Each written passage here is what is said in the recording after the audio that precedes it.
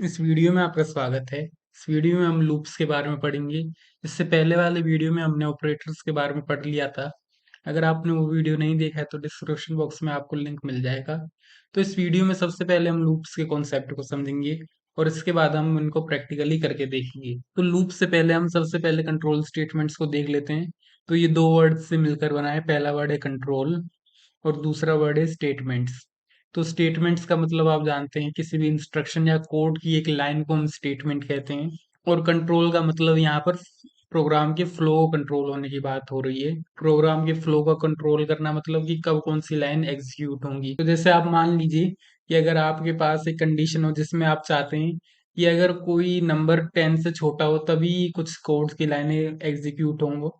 तो यहाँ पर एक कंडीशन है और इस कंडीशन के अकॉर्डिंग आपने कुछ लाइनें दी हुई हैं कि तब ये कंडीशन हो तो उसके बाद ये लाइंस एग्जीक्यूट हों, ये लाइंस चलें। तो इसी प्रकार से हम प्रोग्राम के फ्लो को कंट्रोल करते हैं। तो कंट्रोल स्टेटमेंट्स में सबसे पहली स्टेटमेंट्स होती हैं लूप स्टेटमेंट्स। तो लूप तीन प्रकार के होते हैं। पहला होता है व्हाइल लूप, दूसरा फॉर लूप और तीसरा डू व्हाइल। और दूसरी हमारी डिसीजन मेकिंग स्टेटमेंट होती हैं जिसमें हमारी ये स्टेटमेंट्स आ जाती हैं। और तीसरी होती है हमारी ट्रांसफर स्टेटमेंट्स जिनमें हमारी गो टू, ब्रेक और कंटिन्यू स्टेटमेंट्स आ जाती हैं। तो इस वीडियो में हम अब लूप को शुरू करते हैं। तो सबसे पहला लूप होता है हमारा व्हाइल लूप। तो लूप को समझने से पहले हमें लूप के मतलब को समझना होगा। तो लूप का मतलब होता है रिपीटिशन। तो मान लीजिए मेरे पास एक लाइन है प्रिंट एफ वेलकम। तो अगर मैं मान लीजिए 100 बार वेलकम प्रिंट करवाना चाहता हूँ तो इसके लिए मुझे 100 बार ये लाइन लिखनी पड़ेगी प्रिंट एफ वेलकम। तो इसको 100 बार लिखने से क्या होगा, हमारा टाइम वेस्ट होगा। तो इसीलिए यहाँ पर एक सिंपल सॉल्यूशन होता है लूप का। लूप की हेल्प से हम इसको बिना 100 बार लिखे ही डायरेक्ट प्रिंट करवा सकते हैं 100 बार। बस उसके अंदर हमें इस लूप के सिंटैक्स पता होना चाहिए और लूप के सिंटैक्स के अंदर हम कंडीशन लगाकर इस लाइन को 100 बार प्रिंट कर सकते हैं। और अगर हमें एक से ज्यादा लाइनें भी रिपीट करवानी हो, बार बार प्रिंट करवानी हो, तो उन्हें हमें बार बार लिखने की जरूरत नहीं है। हम लूप की हेल्प से कंडीशन लगाकर उसको उतनी बार प्रिंट करवा सकते हैं। तो सबसे पहला लूप हम देखते हैं व्हाइल लूप। तो इसका सिंटैक्स कुछ इस प्रकार से है। हम सबसे पहले लिखेंगे व्हाइल और उसके अंदर हम एक कंडीशन लिखेंगे और उसके बाद हम एक ये ब्रैकेट लगाएंगे, दोनों एक ऊपर और एक नीचे, और इन दोनों ब्रैकेटों के अंदर हम अपनी स्टेटमेंट्स लिख देंगे। और जब तक हमारी ये कंडीशन ट्रू रहेगी तब तक हमारी ये स्टेटमेंट्स रन होती रहेगी। तो जब भी हमारा ये लूप एक बार कंप्लीट होगा तो कंप्लीट होने के बाद क्या होगा, यहाँ पर दोबारा कंडीशन चेक होगी। जब भी ये लूप एक बार चलकर खत्म होगा बार बार ये कंडीशन चेक होगी और अगर मान लीजिए एक बार ये कंडीशन फॉल्स हो जाती है तो हमारा ये लूप बंद हो जाएगा। तो अब हम इसको एक एग्जांपल से समझते हैं। To print 5 natural numbers. 5 natural number का मतलब हमें 1 से लेकर 5 तक गिनती प्रिंट करवानी है। तो यहाँ पर सबसे पहले हमने एक वेरिएबल लिया इंट टाइप का आई, और आई को हमने 1 वैल्यू दे दी। उसके बाद हमने व्हाइल लूप में कंडीशन लिखी आई इज लेस देन 6। तो उसके बाद 1 हमारा 6 से छोटा होता है। तो उसके बाद ये लाइन प्रिंट हो जाएगी print f percentage D I. तो इस लाइन की हेल्प से 1 प्रिंट हो जाएगा।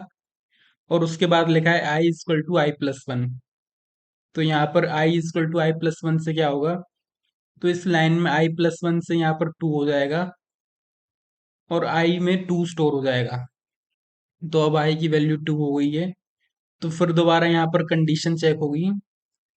तो 2 इज लेस देन 6, तो ये लूप दोबारा चलेगा और अब की बार यहाँ पर 2 प्रिंट हो जाएगा। और इसी प्रकार से यहाँ पर अब की बार 2 प्लस 1 हो जाएगा, क्योंकि यहाँ पर स्टेटमेंट लिखी है i equal to i plus 1। तो यहाँ पर आई इक्वल टू 2 प्लस 1, यानी कि इस आई में अब की बार 3 स्टोर हो जाएगा। और फिर दोबारा यहाँ पर कंडीशन चेक होगी 3 इज लेस देन 6 और यहाँ पर फिर से 3 प्रिंट हो जाएगा। तो ऐसे ही चलते चलते यहाँ पर आई 4 होगा और उसके बाद आई 5 हो जाएगा। लेकिन जैसे ही आई 6 आएगा, यहाँ पर आई इक्वल टू आई प्लस 1 होगा। तो अगर हमारा आई जब 6 आएगा तो ऐसे ही इस लूप के चलते चलते जब हमारा आई इक्वल टू 6 होगा, हमारा आई 6 के इक्वल आएगा, तो क्या होगा, यहाँ पर 6 इज नॉट लेस देन 6 और इसकी वैल्यू फॉल्स हो जाएगी। यहाँ पर इस कंडीशन में की वैल्यू फॉल्स हो जाएगी और उसके बाद ये लूप नहीं चलेगा। उसके बाद हमारे कोड की आगे वाली लाइन ही चलेगी। तो इस प्रकार से हम लूप की हेल्प से 5 नेचुरल नंबर्स को प्रिंट करवा सकते हैं। तो अब हम अपना अगला लूप देखते हैं, फोर लूप। तो फोर लूप को देखने से पहले हम इसके सिंटेक्स को आप अच्छी से तरह देख लीजिए। यहाँ पर इसका सिंटेक्स लिखा हुआ है। तो यहाँ पर हम इसके सिंटेक्स में सबसे पहले लिखते हैं फोर, और उसके बाद हमने एक ब्रैकेट लगाएंगे, और उस ब्रैकेट के अंदर हम सबसे पहले लिखेंगे आई इक्वल टू इनिशियलाइजेशन, जहां से हम अपने आई को शुरू करना चाहते हैं, और उसके बाद हम लिखेंगे कंडीशन, और उसके बाद हम लिखेंगे आई प्लस प्लस, और इन सब के बीच में सेमीकोलन आएगा, ये हमें याद रखना है। और इसके फोर लूप के नीचे हम, जैसे हमने वाइल लूप में ब्रैकेट लगाए थे और उस ब्रैकेट्स के बीच में अपना स्टेटमेंट लिखा था, इसी प्रकार से हम इसमें लिखेंगे। तो जब तक हमारी ये कंडीशन ट्रू रहेगी तब तक ये हमारी स्टेटमेंट्स रन होती रहेंगी, और जैसे ही हमारी ये कंडीशन फॉल्स हो जाएगी उसके बाद ये हमारा लूप टर्मिनेट हो जाएगा। तो यहाँ पर आई प्लस प्लस से क्या होगा, जिस प्रकार यहाँ पर हमने लास्ट में लाइन लिखी थी i equal to i plus one, उसी प्रकार से हम यहाँ पर आई प्लस प्लस हमने लिखा है, इसका मतलब भी होता है i equal to i plus one. तो जब भी हमारा ये लूप एक बार चलेगा, इस आई प्लस प्लस से आई की वैल्यू एक से इंक्रीज हो जाएगी। तो एक लूप के बाद एक कंडीशन ऐसी आएगी कि जिसमें इसकी वैल्यू फॉल्स आएगी और ये लूप टर्मिनेट हो जाएगा। तो इसको भी हम एक एग्जांपल से देखते हैं। इसके एग्जांपल को देखने से पहले यहाँ पर इसका एक दूसरा सिंटेक्स भी है, कि मान लीजिए यहाँ पर तो आपके पास एन स्टेटमेंट है, एक से ज्यादा स्टेटमेंट है, और लेकिन अगर आपके पास एक स्टेटमेंट हो तो आप ऐसे डायरेक्ट भी लिख सकते हैं, स्टेटमेंट के बाद आप सेमीकोलन लगा सकते हैं, इससे भी काम चल जाएगा। तो आपको ऐसे जब लिखना है जब आपके पास केवल एक स्टेटमेंट हो, और अगर आपके पास एक से ज्यादा स्टेटमेंट हो तो आप ऐसे ब्रैकेट लगा सकते हैं। तो अब हम इसका एग्जांपल देख लेते हैं, to print the table of two. तो अब हम फॉर लूप की हेल्प से टू का टेबल प्रिंट करेंगे। तो जब भी हमें किसी नंबर का टेबल लिखना होता है तो उस नंबर को हम सबसे पहले वन से मल्टीप्लाई करते हैं, और उसके बाद टू से, और इसी तरह हम टेन तक मल्टीप्लाई करते हैं। तो ऐसा ही हम इसमें करेंगे। तो यहाँ पर आपको एक बात समझ आ रही है कि आपको 10 बार मल्टीप्लाई करना है और उसके बाद उस वैल्यू को प्रिंट करना है। तो हम इसमें एक लूप लगाएंगे जिससे कि ये मल्टीप्लाई वाली स्टेटमेंट 10 बार हो और ये वैल्यू प्रिंट हो जाए। तो उसके लिए हम क्या करेंगे, सबसे पहले हमने लिखा है आई इक्वल टू वन, हमने आई की वैल्यू को वन से इनिशियलाइज किया है, क्योंकि यहाँ पर हमारा आई शुरू पे सबसे पहले वन होगा। सेम कोलन लगाने के बाद हमने लिखा है आई इज लेस देन 11। जब तक हमारा आई 11 से छोटा रहेगा तब तक हमारा ये लूप चलता रहे। और लास्ट में हमने लिखा है आई प्लस प्लस, कि लूप खत्म, एक बार जब खत्म हो जाए तो उसकी वैल्यू एक से इंक्रीज हो जाए। और उसके बाद हमने अपना लूप के अंदर स्टेटमेंट लिखी है print f percentage d comma i into two.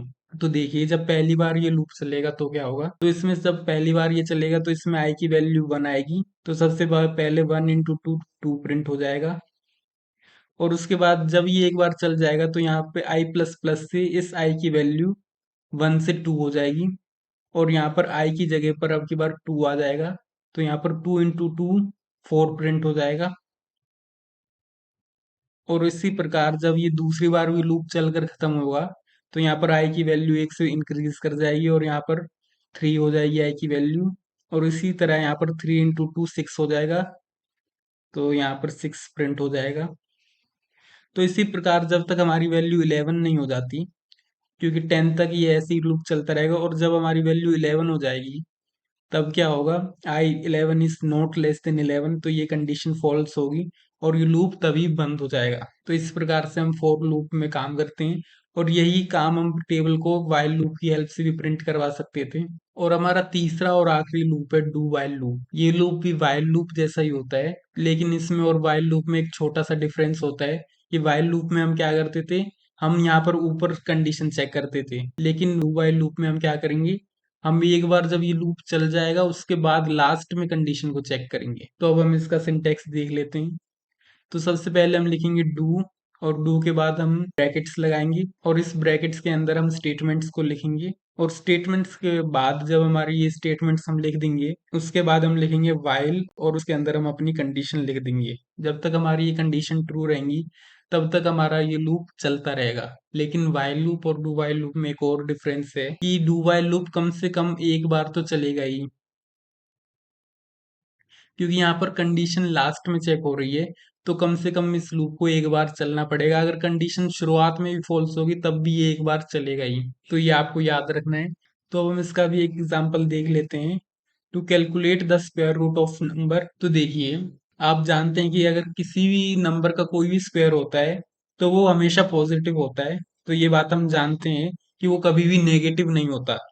तो इसीलिए हमने इसमें लूप का यूज किया है। तो सबसे पहले हमने एक इंटीजर ए वेरिएबल डिक्लेयर किया है और उसके बाद हमने लूप लिखा है। सबसे पहले हमने लिखा है डू और उसके बाद हमने अपनी स्टेटमेंट्स ब्रैकेट के अंदर लिखी हैं। तो सबसे पहले हमने लिखा है प्रिंट एफ एंटर नंबर और उसके बाद हमने स्कैन एफ की हेल्प से उसको एंटर करवाया है। और लास्ट में हमने वाइल के अंदर कंडीशन लिखी है ए इज लेस देन जीरो और उसके बाद सेमी कोलन। तो जब तक हमारा ए जीरो से छोटा रहेगा यानी कि ए हमारा जब तक नेगेटिव रहेगा तब तक ये यूजर से इनपुट लेता रहेगा। और उसके बाद हमने प्रिंट एफ की हेल्प से यहाँ पर लिखा है percentage d coma SQRT squared और उसके अंदर हमने एक वैल्यू पास करी है ए। तो यहाँ पर स्क्वायर का क्या मतलब है? तो इस फंक्शन की हेल्प से हम स्क्वायर रूट परफॉर्म करते हैं, स्क्वायर रूट की वैल्यू निकालते हैं। तो ये फंक्शन जो हमारा होता है ये मैथ फाइल में होता है, मैथ डॉट एच फाइल में होता है। तो जब भी हम इस फंक्शन का यूज करेंगे तो जैसे हम stdio डॉट एच को इंक्लूड करते हैं उसी तरह हम इंक्लूड करेंगे मैथ डॉट एच को, क्योंकि ये स्क्वायर रूट फंक्शन इस मैथ डॉट एच फाइल के अंदर होता है। तो यहाँ पर मैंने एक प्रोग्राम लिखा है। तो इस प्रोग्राम में हम क्या करेंगे, इस प्रोग्राम में हम 10 बार इस वेलकम को प्रिंट करवाएंगे लूप की हेल्प से। तो इसके लिए हम सबसे पहले अपनी फाइल stdio.h को इंक्लूड करेंगे और उसके बाद void मेन फंक्शन में हमने सबसे पहले लिखा है int i equal to one. तो int i equal to one लिखने के बाद हम यहाँ पर लिखेंगे while लूप लगाएंगे और उसके अंदर लिखेंगे i इज लेस देन 11 और उसके बाद हमने यहाँ पर अंदर लिखा है printf वेलकम और यहाँ पर लास्ट में हमने एक ऑपरेटर लगाया है आई प्लस प्लस। तो ये आई प्लस प्लस क्या करेगा, ये आई की वैल्यू को एक से इंक्रीज कर देगा। ये हमारा इंक्रीमेंट ऑपरेटर होता है जो आई की वैल्यू को एक से इंक्रीज कर देगा। जैसे आई की वैल्यू वन है तो ये आई की वैल्यू को टू कर देगा। तो देखिए ये लास्ट में लगाना जरूरी है, अगर आप ये लगाना भूल जाते हैं तो उससे क्या होगा, उससे ये हमारा ये लूप चलता ही रहेगा और कभी बंद ही नहीं होगा। तो अब हम इसको रन करके देखते हैं।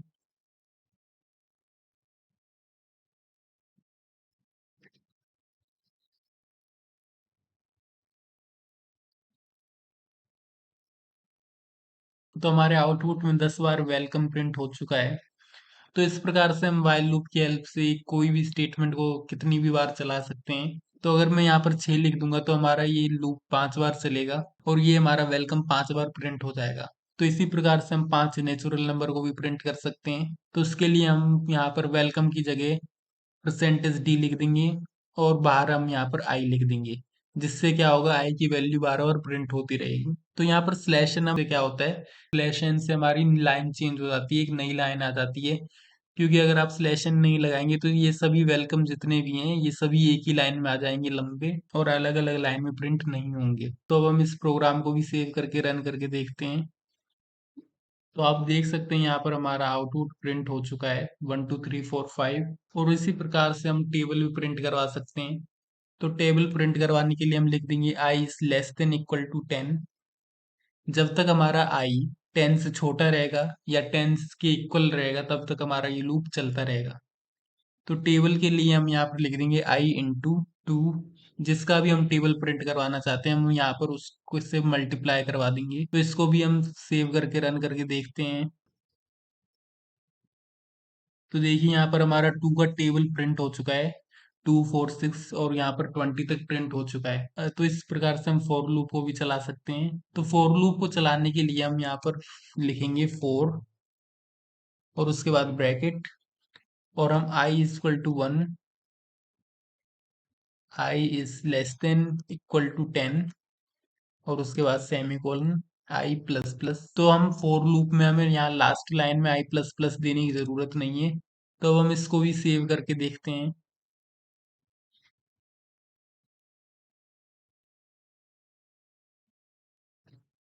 तो आप देख सकते हैं इससे भी टू का टेबल प्रिंट हो चुका है। तो देखिए यहाँ पर हम सबसे पहले क्या करते हैं, फॉर लूप में हम सबसे पहले हमने लिखा है आई इक्वल टू वन। उसके बाद सेमी कोलन लगाने के बाद हमने एक कंडीशन लिखी है i is less than equal to 10 और उसके बाद लास्ट में हमने आई की वैल्यू आई प्लस प्लस कर दिया है। अगर मैं यहाँ पर आई प्लस प्लस की जगह लिख दूं i equal to i plus two, तो यहाँ पर देखिए क्या होगा कि जब भी ये लूप एक बार चलेगा आई की वैल्यू 2 से इंक्रीज हो जाएगी। तो अगर अब हम इसका आउटपुट देखेंगे तो वो टू का टेबल नहीं आएगा। तो देखिए जब मैंने लिखा i equal to i plus two तो यहाँ पर हमारा आउटपुट आया 2, 6, 10, 14 और 18। तो देखिए यहाँ पर क्या हुआ, जब ये लूप पहली बार चला 1 into 2 प्रिंट हो गया और उसके बाद आई की वैल्यू 2 से इंक्रीज हो गई। तो आई की वैल्यू 2 से इंक्रीज होने का मतलब 1 + 2 आई की वैल्यू 3 हो गई। और उसके बाद यहाँ पर 3 into 2 6 प्रिंट हो गया और उसके बाद 6 के बाद आई की वैल्यू फिर दोबारा 2 से इंक्रीज हो गई। आई में हमारा जो 3 था वो हो गया 5 और उसके बाद यहाँ पर 2 into 5 प्रिंट हो गया 10। तो इसी प्रकार से यहाँ पर हर बार आई की वैल्यू 2 से इंक्रीज होती रही, तो इसलिए हमें इस लाइन का ध्यान रखना है।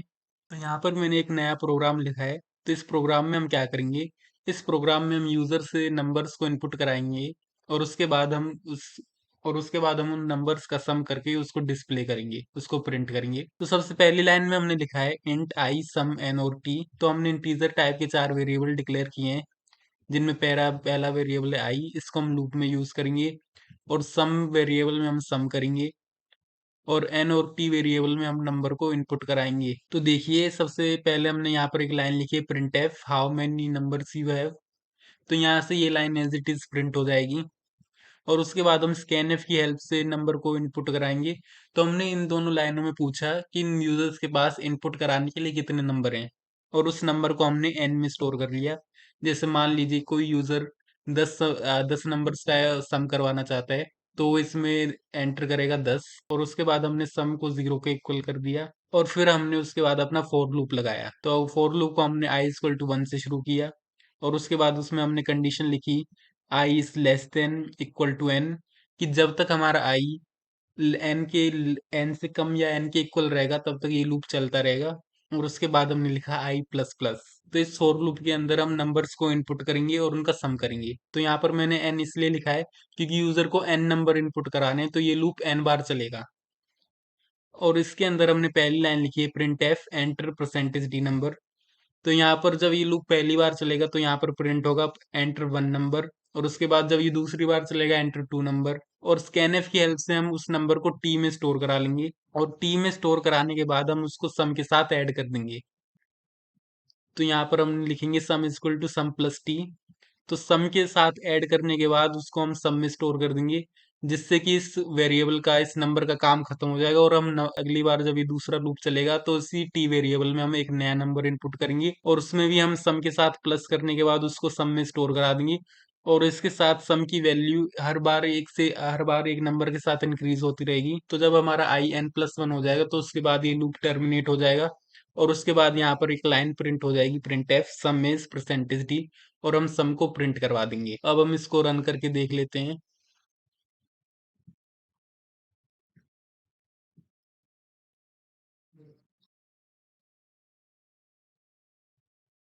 तो यहाँ पर इसने सबसे पहले हमसे पूछा how many numbers you have. तो मैंने यहाँ पर लिखा 5 और उसके बाद हम अपना पहला नंबर इनपुट करेंगे।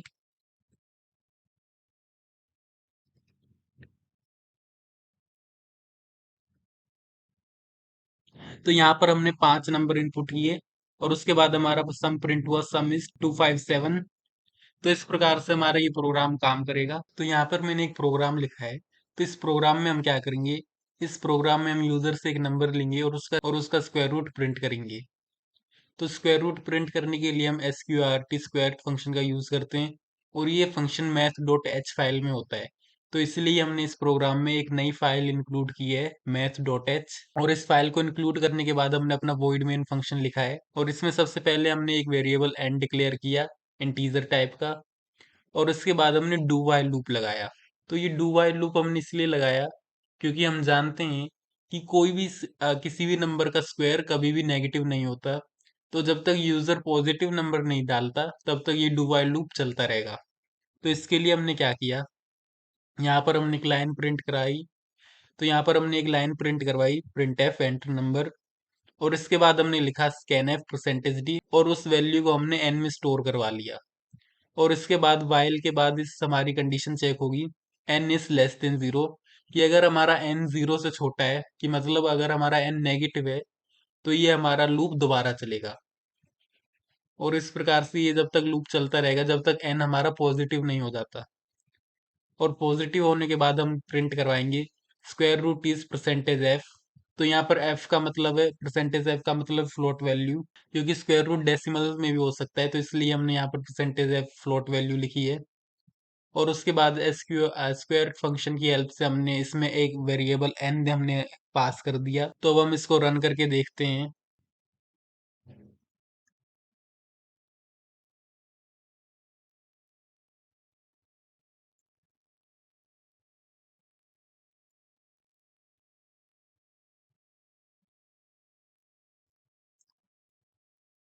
तो यहाँ पर हमारा आउटपुट आया है एंटर नंबर, तो इसमें हम एक नंबर एंटर करेंगे। तो मैंने एंटर किया -8। तो यहाँ पर हमारा ये दोबारा से एक नंबर मांग रहा है, एंटर नंबर। तो अब की बार हमने एंटर किया -4। तो ये प्रोग्राम हमारा जब तक नंबर मांगता रहेगा, जब तक हम एक पॉजिटिव नंबर नहीं डालते। तो अब की बार मैंने डाला 4, तो हमारा आंसर आ गया 2.0।